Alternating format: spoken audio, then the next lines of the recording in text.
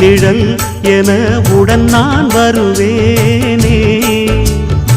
ஏழ் பிறப்பும் உயிர் துணை உனை நான் பிரியேனே.